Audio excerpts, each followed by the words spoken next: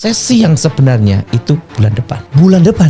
Depan tuh bulan berapa? Bulan 6? Itu resesi ekonomi yang sebenarnya. Gimana Pak?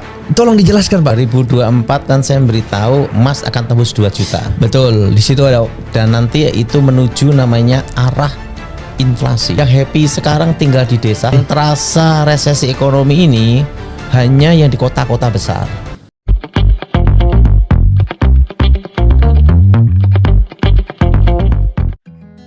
Shalom sahabat terang kemuliaan, apa kabar kalian semua? Senang rasanya bisa berjumpa lagi dengan kalian semua. Kiranya damai sukacita Allah dan kebaikan Tuhan selalu bersama dengan kalian. Diberikan umur yang panjang, diberikan kesehatan sempurna, dan juga tentunya diberikan rezeki yang berlimpah, dijauhkan dari segala sakit penyakit dan mara bahaya. Pada kesempatan kali ini kembali lagi kita akan mendengarkan pesan yang akan disampaikan oleh Evangelist Dautoni atau Pastor Dautoni. Tidak terasa ya teman-teman bahwa bulan Juni sekarang sudah tiba, bulan Juni 2025. Jadi kalau kemarin-kemarin sempat digembar-gemborkan oleh Evangelist Dautoni atau Pastor Dautoni, katanya berhati-hatilah atau bersiaplah di bulan Juni ya khususnya ya, karena puncak dari resesi atau mulainya resesi mulai terasa itu katanya mulai di bulan Juni-Juli. Nah sekarang kita tidak terasa sudah sampai di bulan Juni. Kira-kira apa yang akan terjadi di depan nanti kita tidak akan pernah tahu, karena semua itu adalah rahasia atau misteri Tuhan. Sahabat terang kemuliaan, saya ingatkan di Roma 8 ayat 28 yang berbunyi bahwa kita tahu sekarang bahwa Allah turut bekerja dalam segala sesuatu untuk mendatangkan kebaikan bagi mereka yang mengasihi Dia, yaitu bagi mereka yang terpanggil sesuai dengan rencana Allah. Nah sahabat terang kemuliaan, apapun yang terjadi di depan, apapun yang akan kita alami, kita memiliki iman bahwa Tuhan selalu menyertai kita semua. Dan 1 Tesalonika 5 ayat 17, tetaplah berdoa. Sahabat dan kemuliaan, kali ini kita akan mendengarkan pesan yang akan disampaikan oleh Evangelist Dautoni atau Pastor Dautoni melalui salah satu talk show yang ada di YouTube yang dimiliki oleh Samuel Chris. Nama talk show-nya Samuel Chris Talk Show kalau nggak salah ya. Jadi kalau misalkan kalian ingin lihat secara fullnya, kalian bisa lari ke channel tersebut, atau kalian bisa lihat saja langsung di sini, karena di sini saya akan ambil beberapa cuplikannya yang bisa saya sajikan untuk kalian semua. Sahabat kemuliaan, sebelumnya jangan lupa dukung terus channel Terang Kemuliaan, tentunya dengan cara apa? Dengan cara subscribe dan bagikan video-videonya kepada yang lain, agar kiranya channel Terang Kemuliaan ini bisa menjadi berkat untuk orang banyak. Dan apabila ada di antara kalian semua yang terbeban dan ingin mendukung untuk pertumbuhan channel Terang Kemuliaan, kalian bisa join menjadi membernya. Caranya dengan lari ke beranda channel Terang Kemuliaan, lalu klik tombol join dan kalian sudah bisa menjadi membernya. Dengan menjadi member itu artinya kalian ada support penuh untuk pertumbuhan channel Terang Kemuliaan ini. Lupa follow juga TikToknya, di sana kita akan memuliakan Tuhan bersama-sama. Sahabat Terang Kemuliaan, langsung saja kita akan mendengarkan dan menyaksikan apa yang akan disampaikan oleh Evangelist Dautoni atau Pastor Dautoni melalui podcastnya bersama Samuel Chris. Sahabat Terang Kemuliaan, selamat menyaksikan.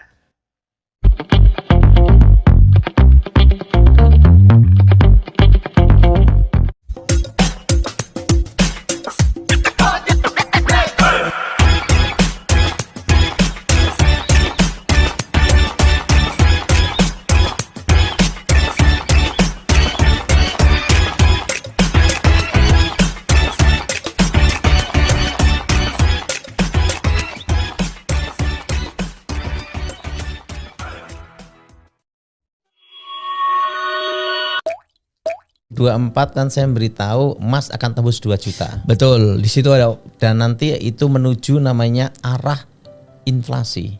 Betul, ada dikatakan akan inflasi. Dan di situ saya akan tanya, Pak, Indonesia di tahun 2025 gimana keadaannya? Nah, Pak Daud di situ ngomong resesi ekonomi. Resesi ekonomi terjadi dan hanya berdampak di kota besar. Pak Daud bilang gitu. Dan beneran terjadi sesuai itu ya? Iya. Saham hancur semuanya, semua sekarang lagi goyang semuanya.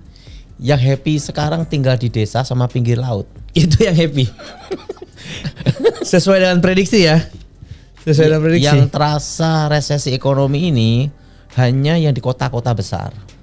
Iya. Nah kalau yang di desa-desa ndak usah resesi, udah rasa resesi. Betul juga sih. Betul juga sih. Jadi nggak usah resesi, udah terasa resesi gitu. Iya, terus apalagi yang maksudnya Pak Daud sampaikan di podcast saya yang kemarin yang di 2024 itu yang sekarang itu beneran terjadi ya selain itu ya? Jadi gini ya, ini pengalaman hidup ya, bukan doktrin. Iya.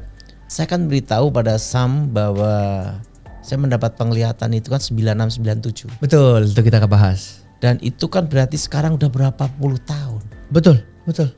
Dan waktu saya beritahu itu, saya sampai dikatakan orang gila. Betul. Nah, betul.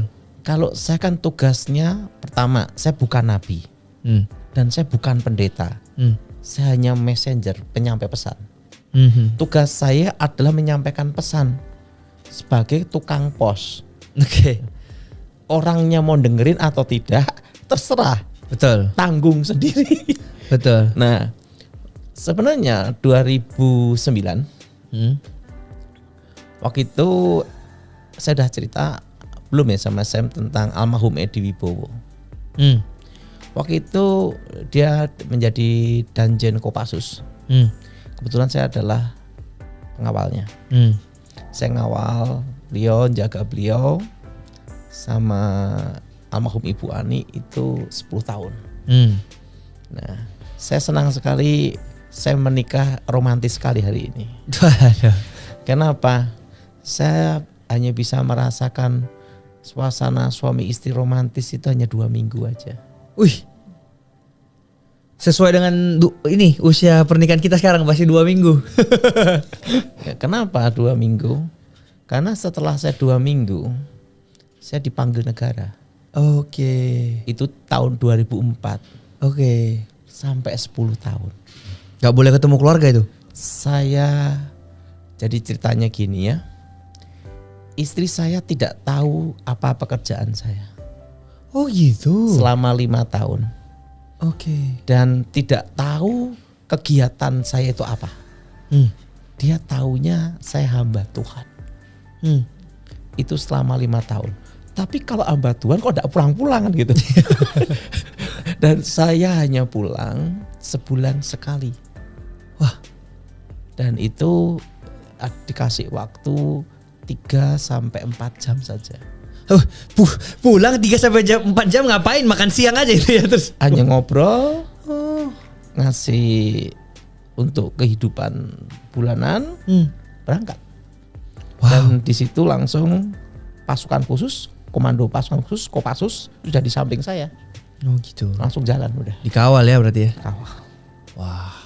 Itu makanya saya ini merasakan kalau ada orang bicara tentang romantis dalam rumah tangga, saya tidak merasakan itu. Oke, mungkin sekarang baru ditebus ya. Sekarang baru nyoba. Baru coba. Saya baru nyoba. Kenapa? Karena istri saya aja berkata, dia merasa punya suami baru 3 tahun. Padahal udah nikah berapa lama? 20 tahun. 20 tahun lah kira-kira itu. Karena apa? Begitu negara memanggil, langsung tek dirahasiakan semua. Jadi kode rahasia semua. Nah, dan tugas saya dulu kan sebagai pemberi informasi, baik di masyarakat maupun di penegakan hukum. Itu mungkin yang dilihat itu yang disampaikan secara bertahap kan. Ya. Dan itu 5 tahun sama sekali istri saya tidak tahu. Nah, setelah 5 tahun, almarhum Ibu Ani itu ngomong gini, kasihan istrinya, tidak tahu siapa sebenarnya suaminya. Kan hidupnya teka-teki. Jadi istri saya itu membesarkan anak sendiri. Oh. Nah, setelah itu 5 tahun, almarhum Ibu Ani, Ibu Presiden bicara supaya istri saya dipanggil di Cikeas. Nah, saat diambil Cikeas, langsung di Cikeas ke rumah Edi Wibowo. Jadi itu rumah Edi Wibowo dengan Pak SBY itu dekat. Nah, waktu itu langsung istri saya kaget kok di rumah kediaman presiden gitu loh. Dan setelah itu ke tempatnya adik presiden, adik ipar. Nah, di rumah adik ipar presiden,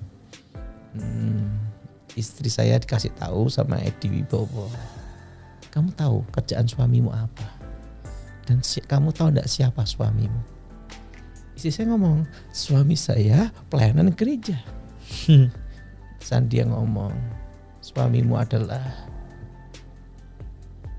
menjaga, mengawal keluarga presiden. Ini pasukannya, timnya.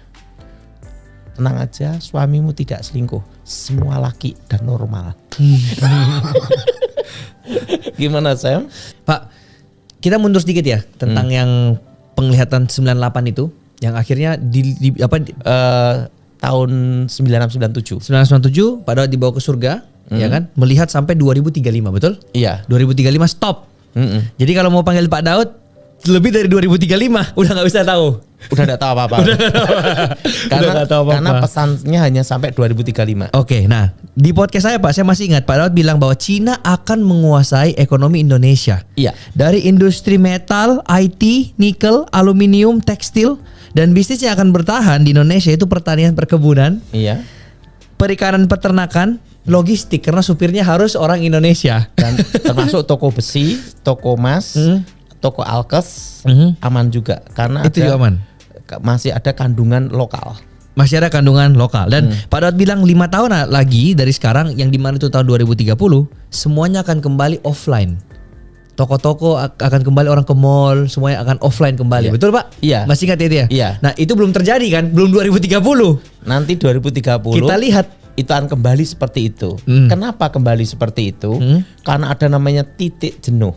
Oke. Kenapa? Pesennya sepatu Nick. Dikirim keliru, mainnya beda. Oh oke betul. Nah, akhirnya ada rotasi di situ ya. Iya. Nah, dan itu kita akan buktikan semua di 2030 nanti, 2030. Pak. Nah, kalau yang sampai hari ini, kalau saya boleh tanya ke Pak Daud nih, dari semua yang Pak Daud sampaikan, yang sudah sampaikan ya di YouTube, di mana di gereja, di khotbah-khotbah, berapa persen yang beneran terjadi sampai hari ini? Yang apa yang Pak Daud sampaikan? Kalau saya kan menyampaikan pesan tuh dari 2015 tentang ekonomi berhenti, badai Terjadi. Apalagi Pak? Kedua tentang Wapres Terjadi. Gibran. Terjadi. Itu ndak ada yang percaya. Itu saya ngomong 2021. Oh betul, oke. 2021 itu di Binagraha di Kepala Staf Presiden. Dan saya bicara di Kementerian Pertahanan, itu di Kementerian Pertahanan Gedung Ahana Sution lantai 9. Masih apal karena saya di situ. Oke. Nah, ndak ada yang percaya juga. Pastinya. Nah, 2022 saya sampaikan di seluruh Indonesia. Gibran Wapres. Nggak ada yang percaya. Nggak ada yang percaya. Oke. 2023 saya waktu itu memberitahu nanti MK akan putuskan minimal belanja pejabat publik di Kementerian Pertahanan lantai 9. Terjadi semua. Nah, terus emas paling terakhir tuh yang paling heboh. waktu itu 2022 saya bicara nanti di 2024 emas akan tembus 1,5 juta. Gak ada yang percaya. Nggak ada yang percaya dan akan tembus nanti setelah itu 2 juta. Betul. Nah, setelah 2 juta arah hiperinflasi, arah tapi bisa dikendalikan. Oke. Dan kemarin 2 minggu yang lalu saya di sama Thomas saya memberitahu supaya semua stop beli emas. Kenapa? Karena saya tahu emas akan turun. Sekarang turun. Jadi untuk yang mau beli emas sekarang jangan dulu Pak ya. Jangan dulu ya. Pokoknya emas kalau sudah 1,7 beli. Maksimal 1,8 silahkan beli. Oke, itu ya sekarang ya langsung kita bongkar-bongkar di sini Pak ya. Dan sekarang tahu nggak yang paling heboh apa Pak? Perak Pak. Wah Bapak ini ngomong perak dari harga berapa tiba-tiba naik habis semua di mana-mana, semua orang jadi beli perak Pak. Kenapa?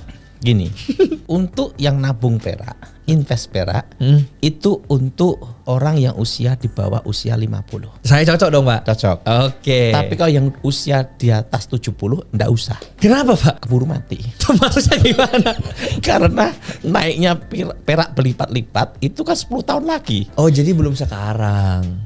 Jadi perak itu harganya naiknya tuh 10 tahun lagi. Sekarang harganya berapa Pak perak? 18.000 ya? Coba dicek aja ya. Tapi yang jelas perak itu nanti kenapa harganya naik di masa depan?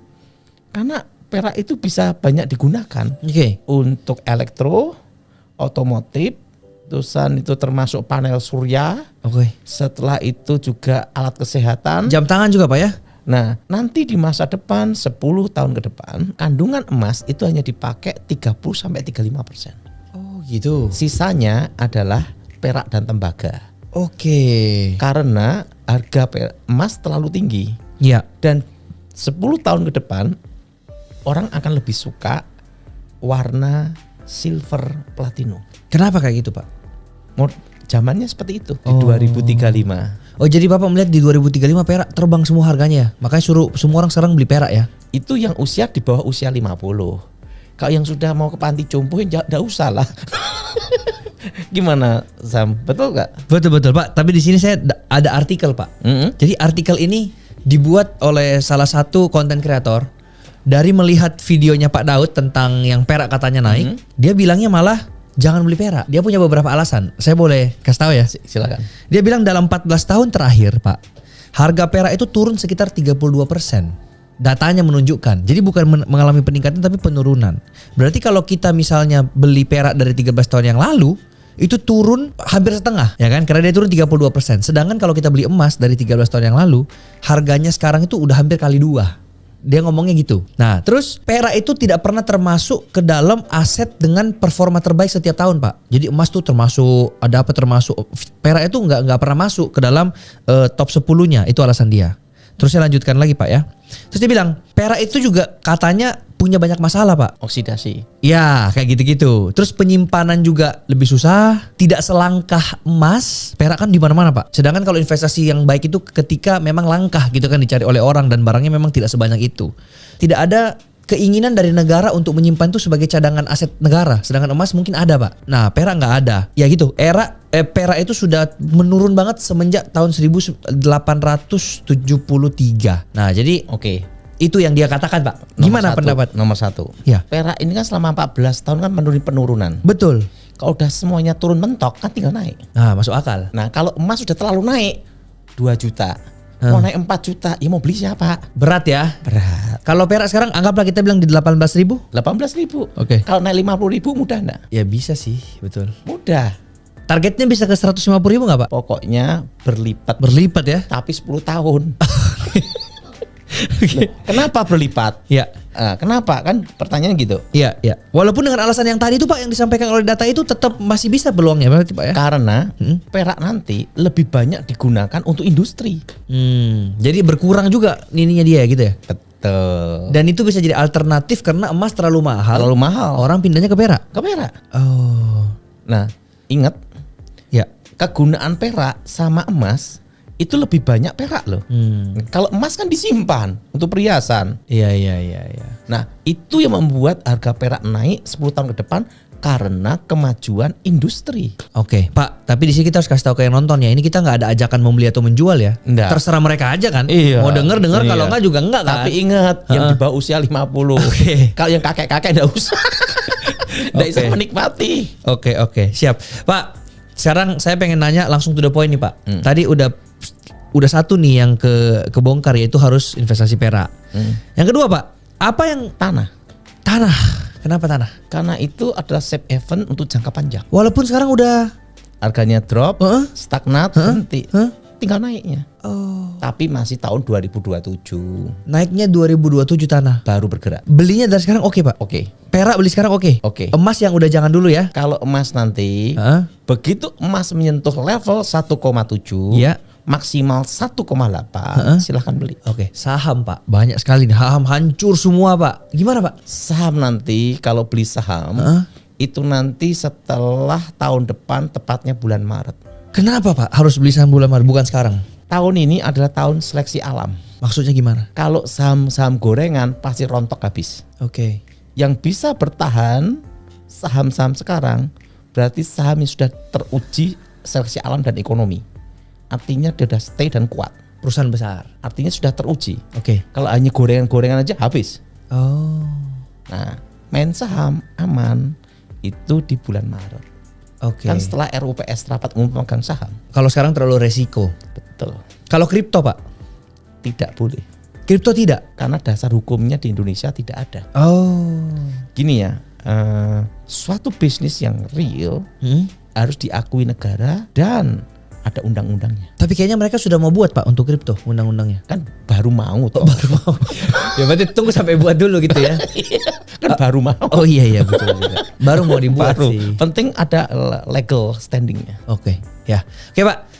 Apalagi investasi yang belum saya sebutkan? Udah semua ya? Jadi gini, kenapa saya bicara tanah? Hmm. Ini bicara tentang ketahanan pangan. Karena 10 tahun ke depan, ketahanan pangan itu di seluruh dunia itu yang dilewati garis khatulistiwa. Oke. Karena akan ada namanya kutub utara, kutub selatan itu mencair. Oke. Kan kalau negara 4 musim kan nggak bisa untuk nanam terus. Betul. Nah kalau garis khatulistiwa kan 2 musim, kemarau hujan, Betul. bisa nanam terus. Betul. Nanti ketahanan pangan itu ada negara-negara yang dilewati garis khatulistiwa. Indonesia termasuk. Indonesia. Bisa maju berarti negara ini, Pak. Iya. Wow. Makanya ketahanan pangan itu Bapak Presiden Prabowo fokuskan ketahanan pangan. Gini ya, orang boleh industri metal yang hebat, tapi tetap perlu makan kan? Betul juga. Betul. Nah, jadi gini, kenapa saya suruh ngomong tanah? Itu berhubungan dengan pangan kebun. Karena 10 tahun ke depan, seluruh dunia ketahanan pangan itu tergantung ada yang dilewati garis khatulistiwa. Oke. Itu yang akan menjadi ketahanan pangan dunia. Berarti kita beli tanah untuk menanam. Betul. Oke. Sekarang gini, kalau 10 tahun ke depan 2035 Cina menguasai ekonomi Indonesia, dia bikin industri metal. Kalau lokal saingan bisa susah, karena mereka teknologi ada, semua ada. Lebih murah. Ya. Lebih murah. Nah, tapi mereka tidak bisa nanam bayam kan? Iya betul juga. Nah, makanya kita harus mulai berpikir maju satu langkah, yaitu tentang ketahanan pangan. Jadi gini lah, kebun di sini untuk beli tanah untuk jangka panjang, untuk dikelola, bukan untuk dibangun gedung gitu loh. Oh, paham. Karena dunia nanti perlu makan, karena bisnis senjata tidak bisa untuk makan. Iya. Tapi senjata dijual dulu jadi uang beli makanan. Betul. Nah, sumbernya kan di food, makanan.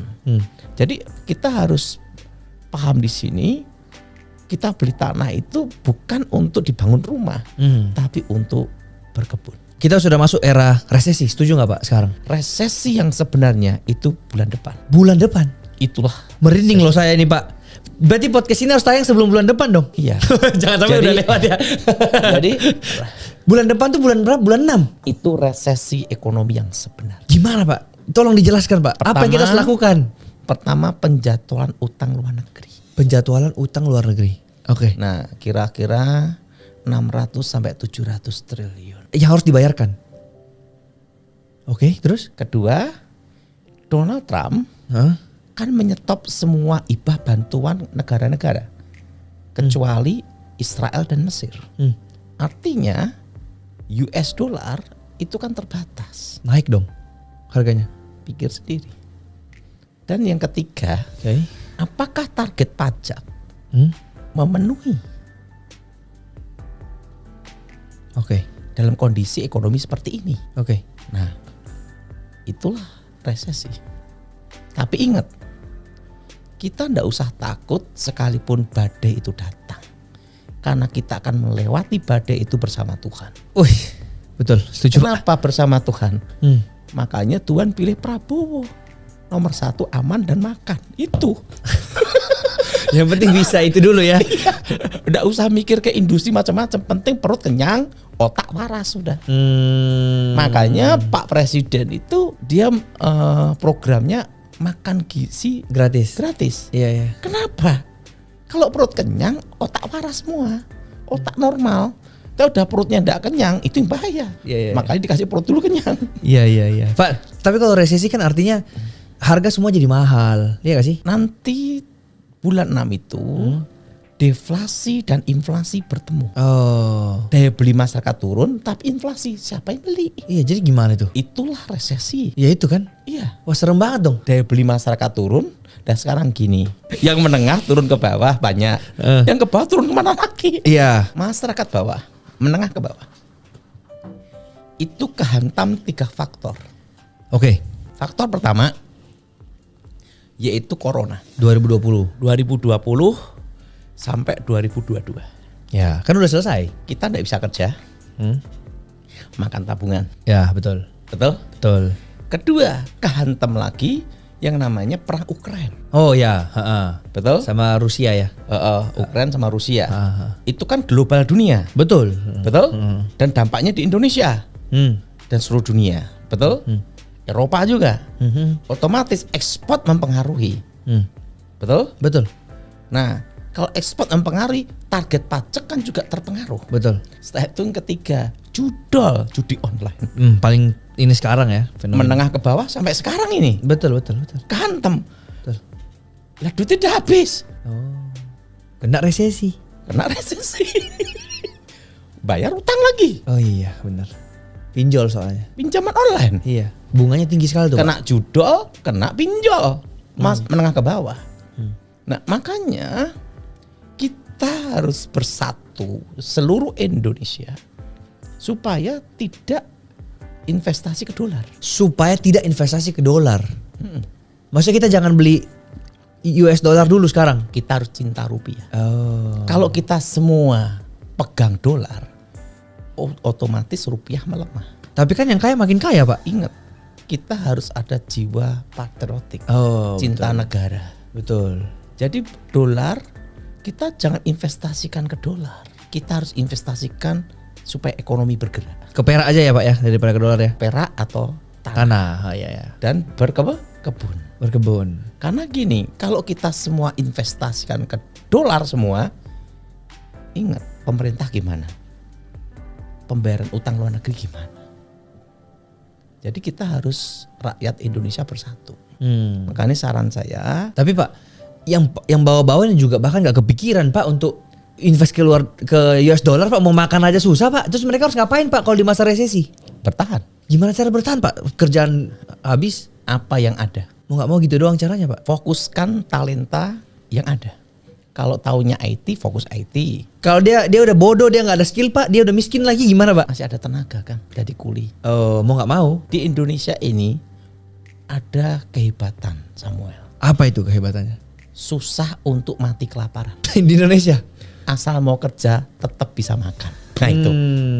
Beda dengan di Eropa. Beda dengan Amerika. Di Indonesia didukung alamnya. Misalnya nggak punya skill, mudah ke pinggir laut mancing. Misal kedua, kembali ke kampung, ke desa, bercocok tanam. Atau kerjasama pemilik lahan dengan dia, bagi hasil. Di Indonesia seresesi seberat apapun tetap aman. Gitu ya? Susah untuk mati kelaparan. Setuju enggak Sanu? Setuju. Karena ada banyak makanan dan lain-lain. Asal mau kerja. Ya, cuman dampak untuk masyarakat menengah sama kaya ini pas resesi datang itu apa yang kita harus lakukan nih Pak? Untuk yang menengah ke atas, jangan ambisi utang bank. Untuk mengembangkan usaha. Oke. Kenapa? Karena kondisi seperti ini masih 2 tahun. Resesi akan 2 tahun Pak? Kan 2025 sampai 2026. Nanti start 2027 ekonomi bergerak. Indonesia pulih ekonomi itu 2032. Wah, jadi baru bergerak itu 2027. Baru bergerak. 2032 baru orang bangun tidur baru kegosok-gosok. 2032 baru Indonesia pulih.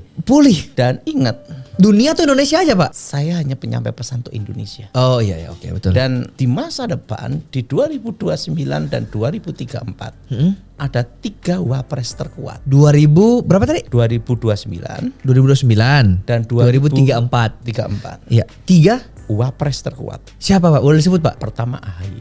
AHY jadi wapres. Tahun berapa Pak dia jadi wapres? Nah pokoknya 2029 2034. Wow. Oke. Kedua Mas Gibran. Oh lagi. Nah itu wapres terkuat. Karena gini, di masa depan figur Jokowi akan muncul kembali. Sebagai? Karena nanti dia akan disebut ikon infrastruktur dan pembangunan. Oh gitu. Karena figur Jokowi menguat kembali, Mas Gibran terangkat lagi namanya. Oh. Yang ketiga Pak, nama ketiga? Ketiga, Mbak Puan Maharani. Oh. Karena dia ketua umumnya Ibu Mega. Iya. Dan dia kan punya posisi di DPR juga. Iya. Dan dia punya rekam jejak di politik sudah lama dan pengalaman.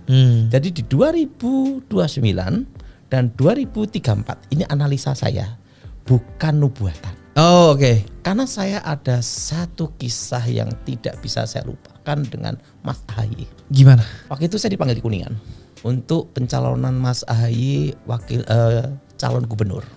Oke. calon gubernur DKI.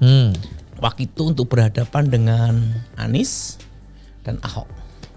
Saya dipanggil di Kuningan.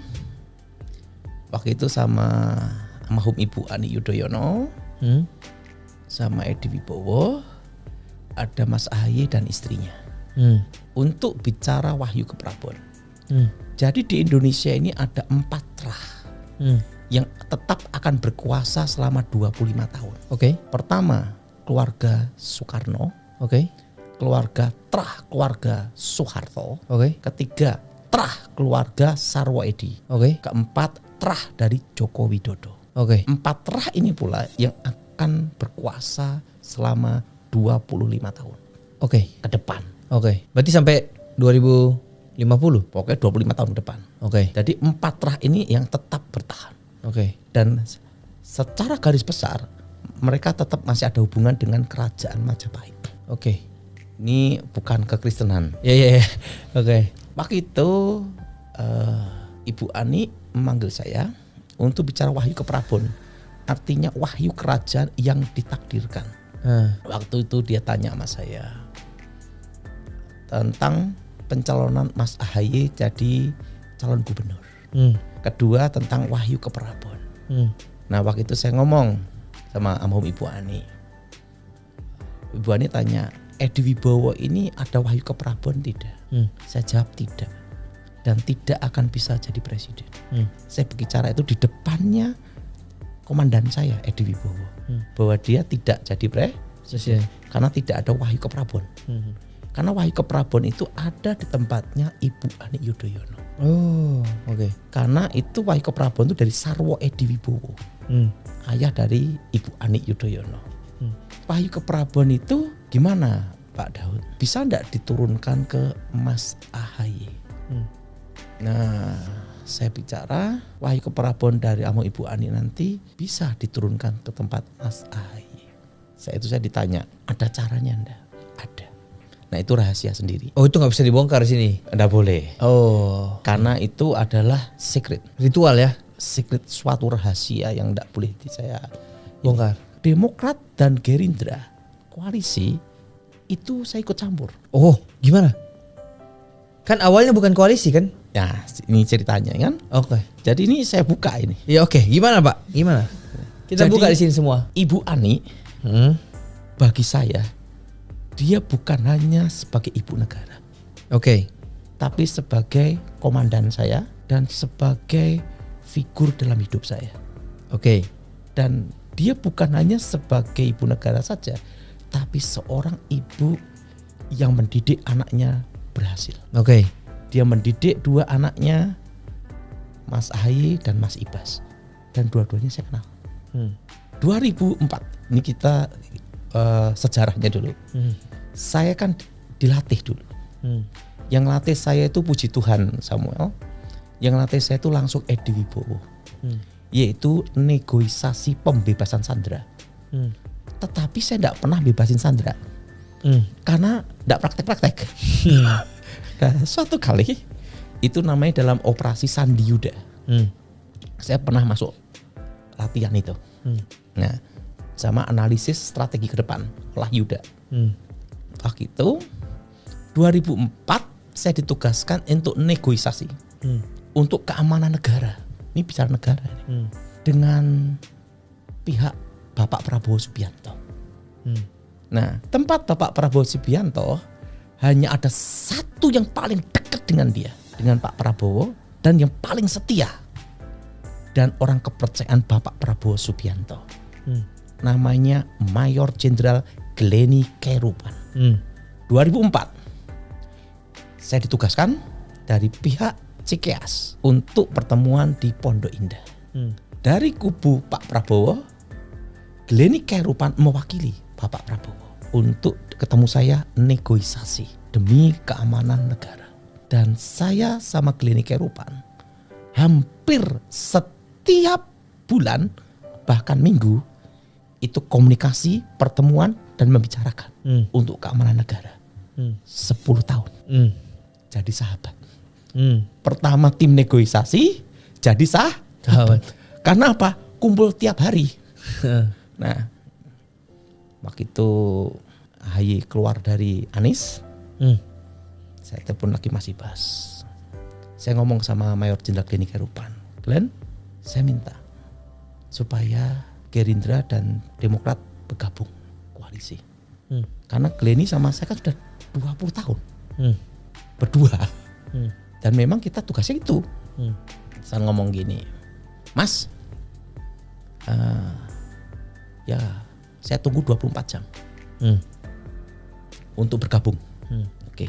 Kamu kan sama saya udah 20 tahun. Saya ngomong sama Mas Ibas. Mas Ibas tanya, Mas pasti menang tidak untuk Pilpres ini Prabowo? Kan Pak Prabowo udah kalah berapa kali kan? Pasti menang, saya bilang gitu.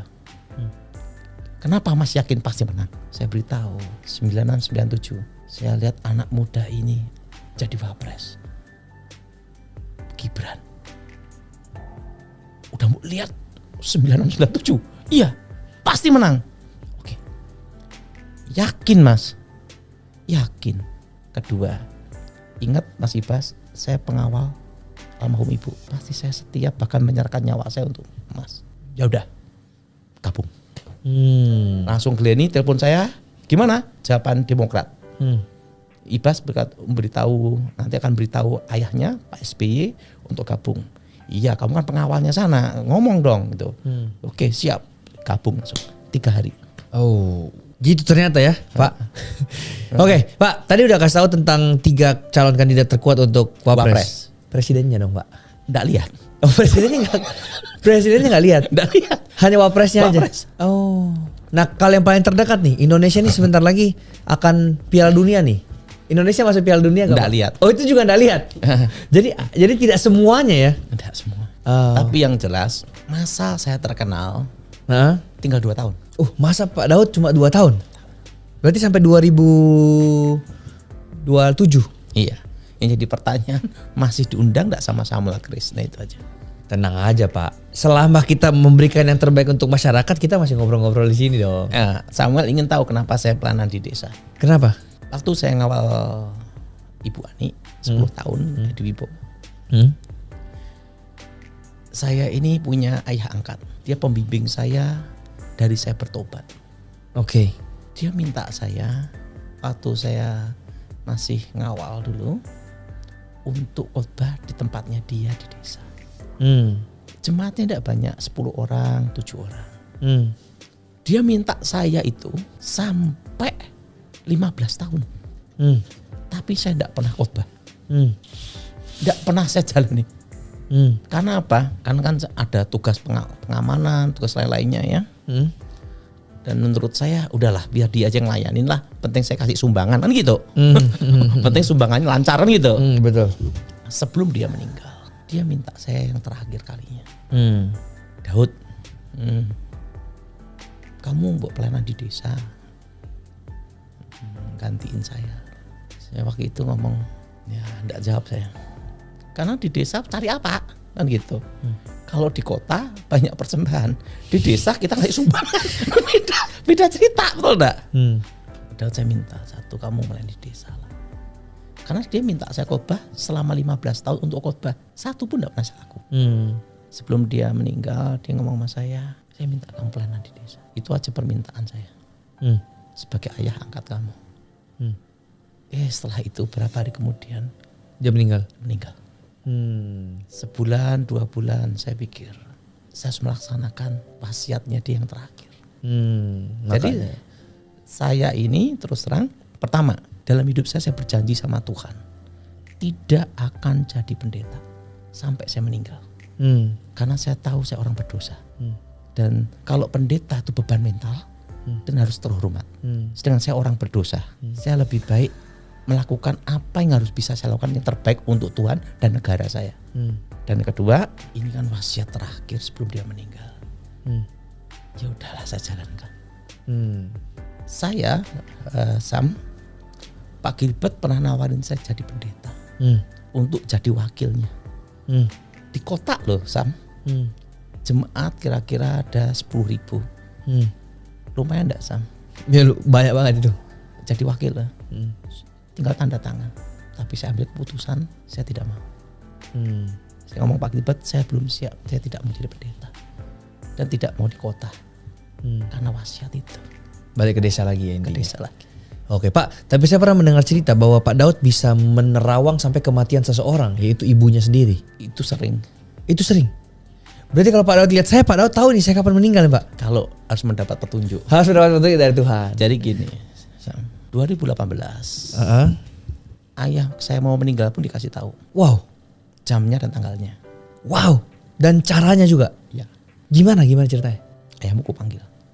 Jam ini detik ini langsung kelihatan. Dek, meninggal. Meninggalnya karena apa? Serangan jantung. Dan itu beberapa hari sebelum dia meninggal atau beberapa bulan? Berapa hari? Wah kalau kayak gitu kan artinya langsung kita akan cari segala cara supaya dia gak meninggal dong. Gini Sam, kadang tuh kita lebih baik tidak tahu masa depan daripada tahu. Kenapa Pak? Karena kita berusaha untuk mencegah tapi tidak bisa.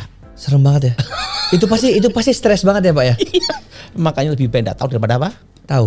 Tapi kalau saya tahu misalnya di masa depan apa yang naik kan saya bisa jadi kaya Pak. Saya tinggal dari sekarang Pak. Ingat ya, saya 10 tahun hidup ngawal presiden.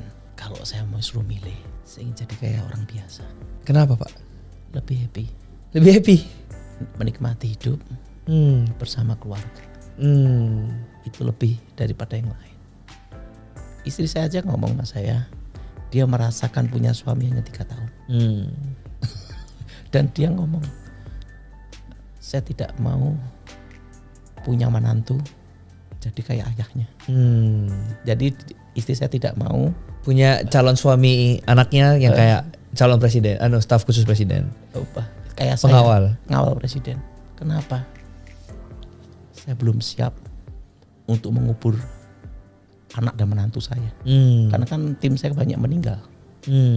Gugur dalam tugas, satu dari helikopter, ada yang tim saya masih hidup tinggal 3, satu aja stroke bayangin. Jadi dia ngomong udah mau, saya tidak mau punya menantu kayak kamu katanya.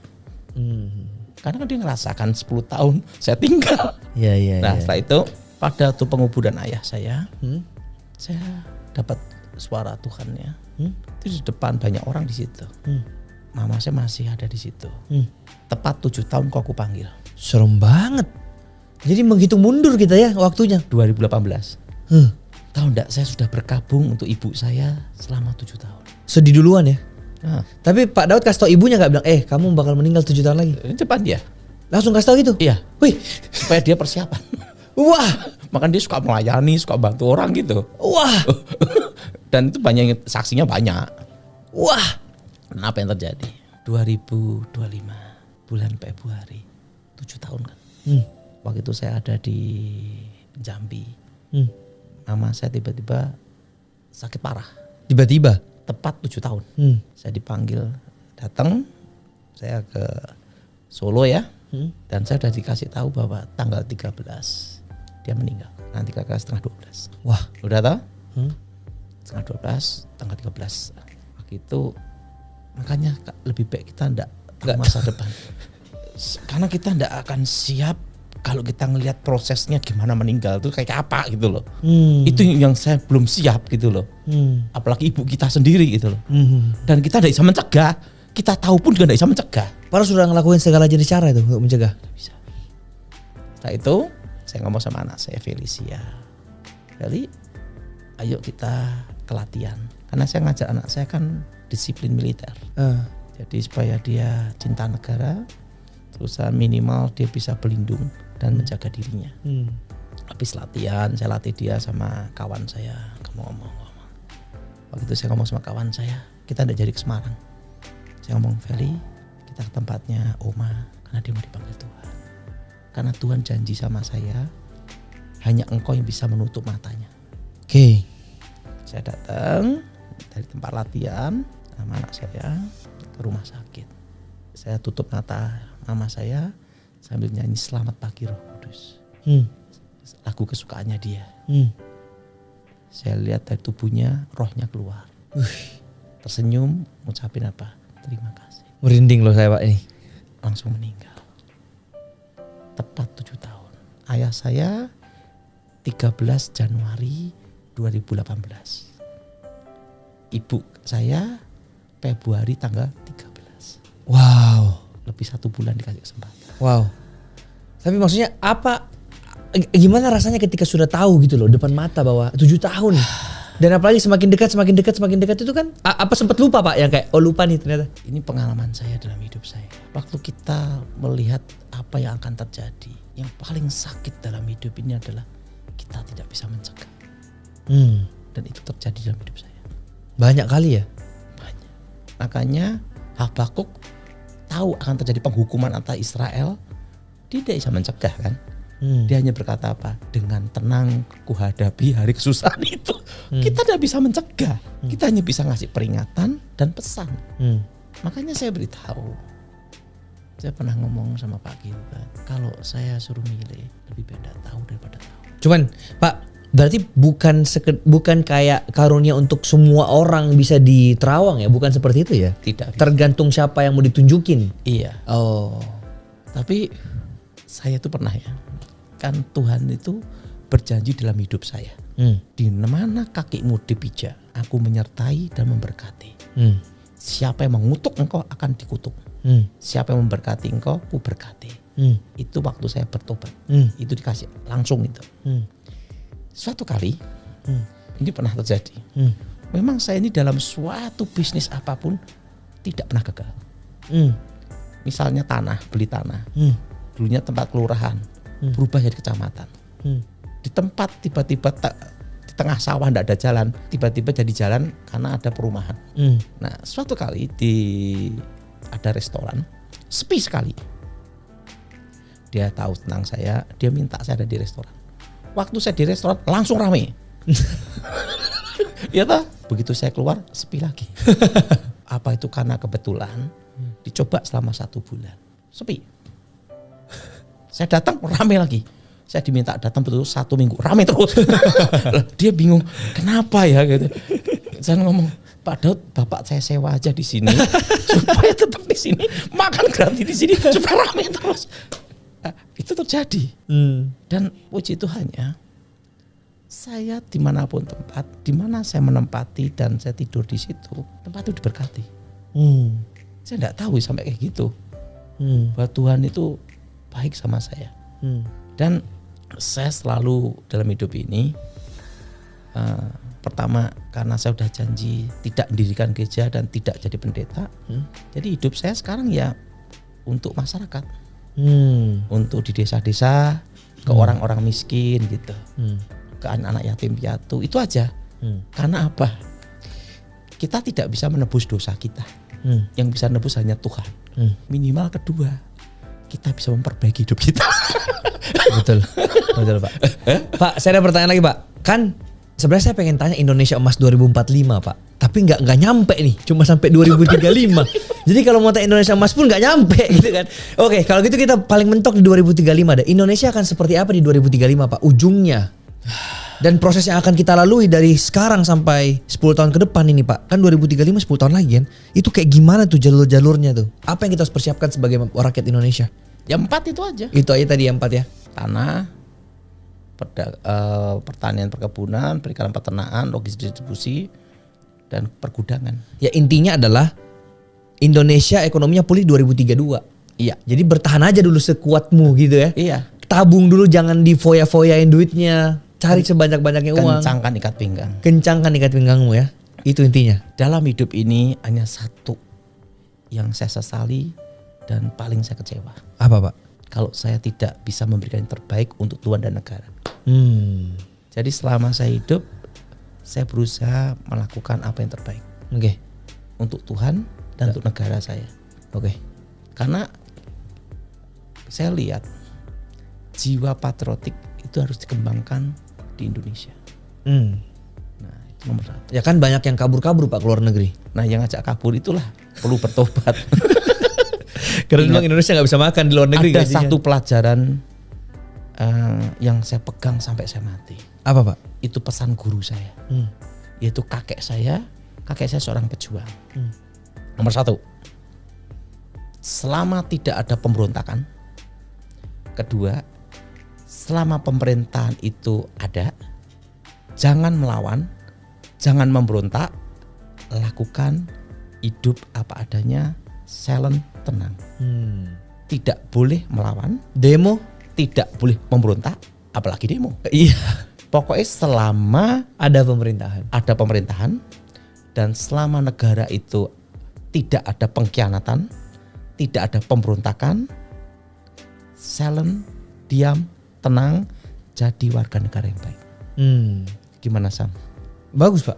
Jadi makanya saya ini tidak pernah dalam wawancara apapun menjelek-jelekkan negara, tidak boleh. Ya, betul. Karena pesan guru saya sebelum dia meninggal, dia pejuang.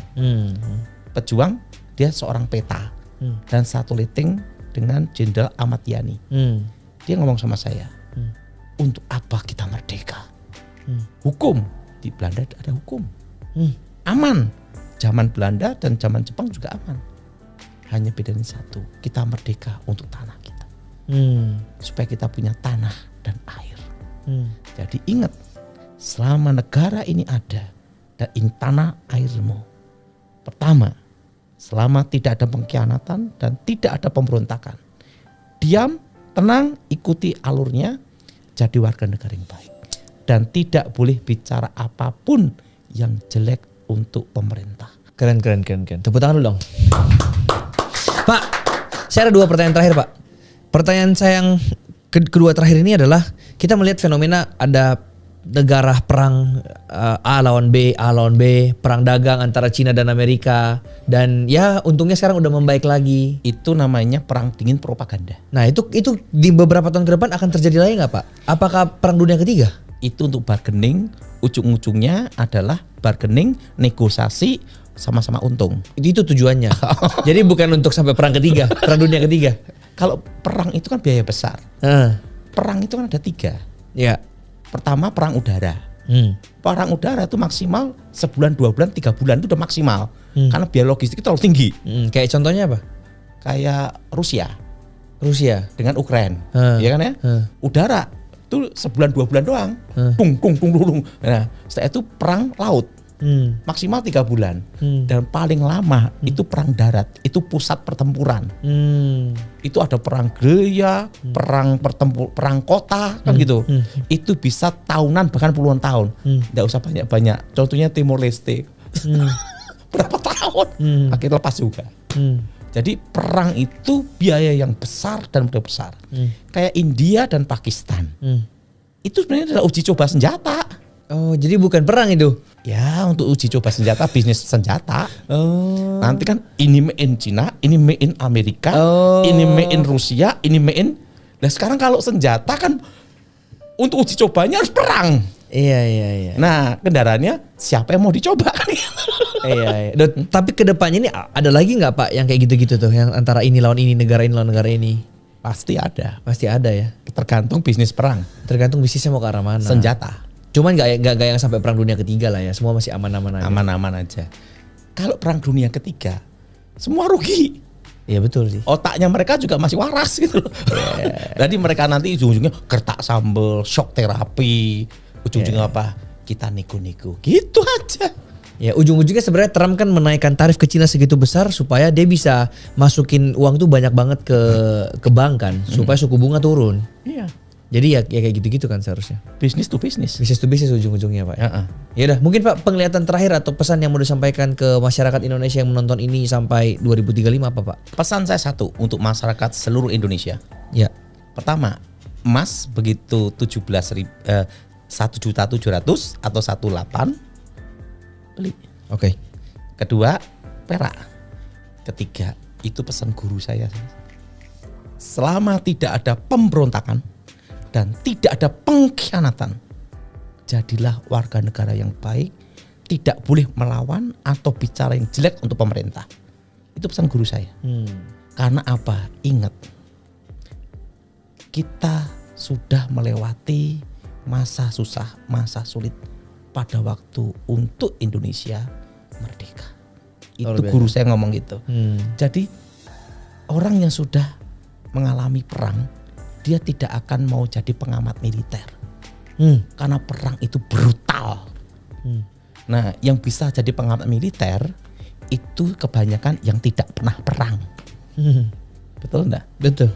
Nah, guru saya ngomong, kalau orang, karena dia sudah mengalami perang, waktu zaman Belanda dan zaman Jepang.